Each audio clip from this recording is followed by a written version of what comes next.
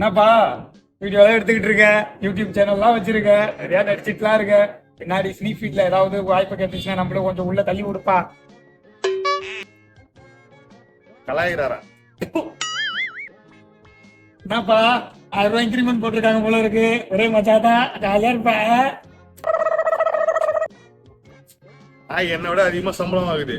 ஒரு 1000 ரூபாய் இன்கிரிமெண்ட் போட்டதுக்கு வயிறு எடுத்து போயிருது. புறம்போக்கு நாய். இதுல என்ன இவனுங்களுக்கு சந்தோஷமே தெரியல. நீ இன்னும் பிரேக் போல. பிரேக் போப்பா, அப்புறம் வளர்ச்சி நான் கெடுக்கிற மாதிரி ஆயிடும். கலிகாலம்.